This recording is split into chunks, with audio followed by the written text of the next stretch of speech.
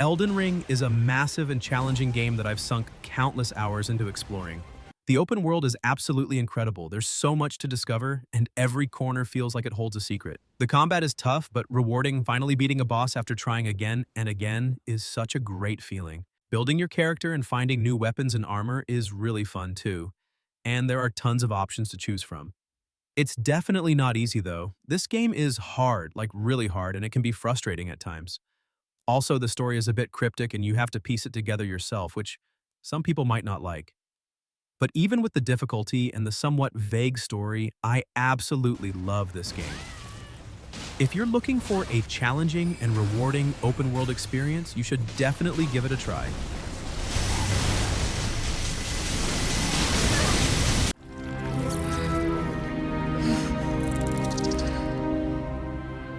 Baldur's Gate 3 is an absolutely incredible RPG.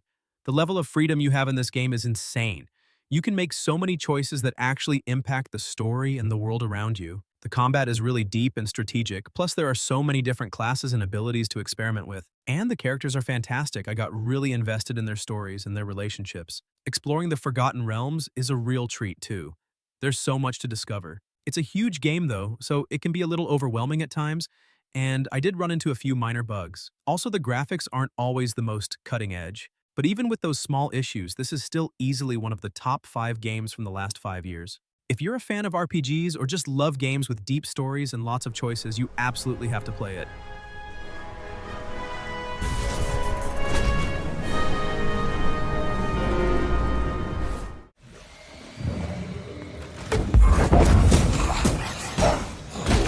Banisher's Ghost of New Eden is an action-adventure game that mixes ghost hunting with a powerful story about love and sacrifice, and it does a great job of making you feel emotionally connected to the characters. The narrative is really well done, with choices that matter and affect how the story unfolds. The combat is engaging, but it can feel a bit repetitive after a while, which takes away some excitement. However, the atmosphere and visuals are fantastic, creating a haunting and beautiful world. If you're into emotional stories with action, this one's worth a try.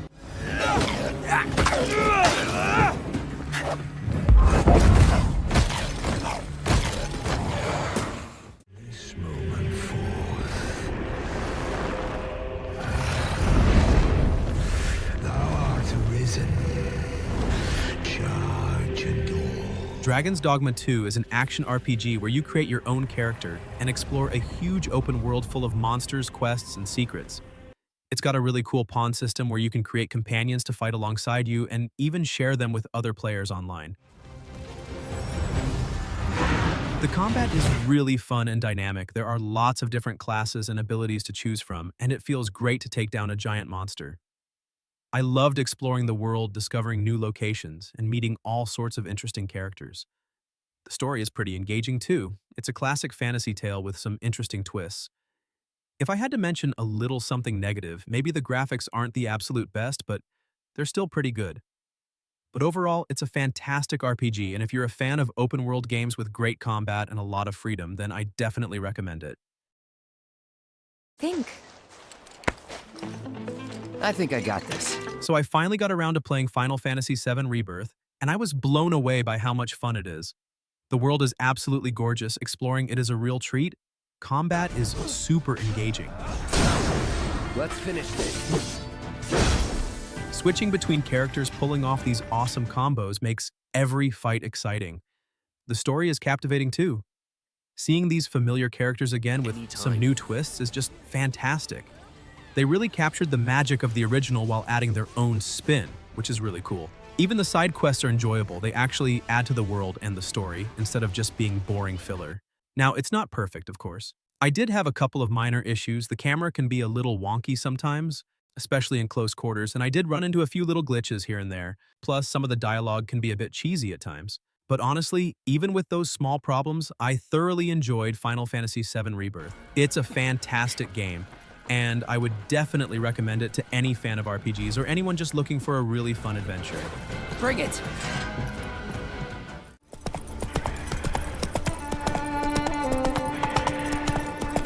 I played The Witcher 3 a few years back, and even now it's easily one of the best open-world games I've ever touched. The world is just massive and gorgeous. I mean, you can literally get lost for hours just exploring and discovering hidden little spots. And the side quests are actually really well done. They're not just boring fetch quests, which is a breath of fresh air. Combat takes a bit to get used to. It can be a little clunky at first, but once you figure it out, it's actually pretty satisfying. But the real star of the show is the story. It's so well written, and the characters are so well developed, you actually feel like you know them. And with the recent next-gen patch, it looks even better now. The visuals are sharper, and the performance is smoother, making the whole experience even more immersive. Overall, this game is a masterpiece. It's definitely a must-play, and I can totally see myself going back to it again someday.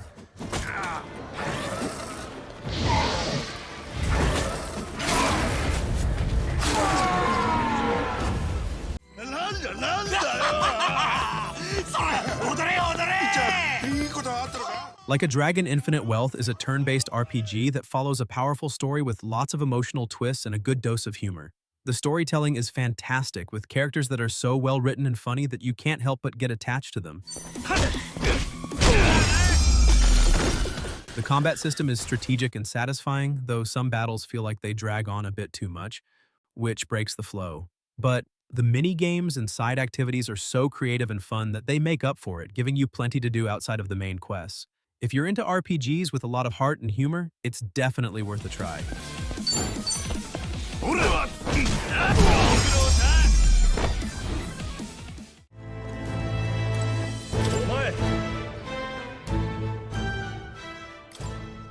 Metaphor Refantatio is a really neat RPG where you're unraveling a big mystery in a fantasy world with a cool mix of turn-based combat and some unique twists.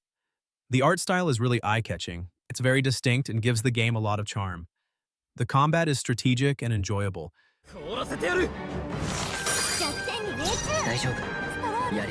There are loads of different characters you can recruit, and each one has their own special skills, so you can really build your dream team. I had a blast trying out different party combinations and figuring out the best ways to beat the bad guys. The story is also pretty gripping with lots of twists and turns that kept me guessing. If I had to point out a little something, maybe it's that the game can be a bit tough. Sometimes some of the boss fights are pretty challenging, but honestly, that just made it feel even better when I finally won. All in all, it's a great RPG, and if you're into games with a good story, fun combat, and a unique vibe, then you should definitely check it out. If you're having a good time watching, make sure to subscribe and hit the bell icon to catch more videos like this. So good to see you again. You lost consciousness after awakening to your power. Persona 3 Reload is a remake of the classic JRPG that mixes dungeon crawling with social simulation, letting you balance fighting shadows at night and building relationships during the day. The updated graphics look fantastic and the combat feels smoother with some nice quality of life improvements. I loved revisiting the story, which is still one of the best in the series, full of emotional moments and deep character development. But I was a bit disappointed that some content from the original versions was left out, like certain side stories. Still, if you're into JRPGs with a great story and strategic combat, it's definitely worth playing.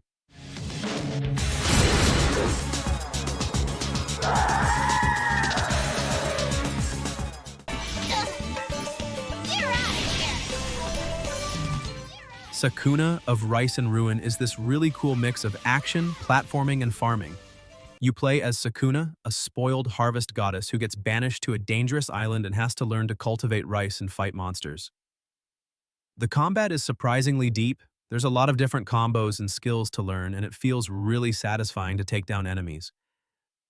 But the farming aspect is just as important.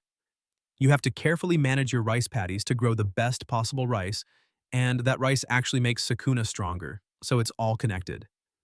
I loved the art style. It's really vibrant and colorful, and the characters are all charming. It can be a bit grindy at times. You do spend a lot of time tending to your rice, and some of the combat challenges can be tough. But overall, it's a really unique and enjoyable game. If you like action games with a bit of a twist, or if you've ever wanted to try virtual rice farming, then I definitely recommend checking it out.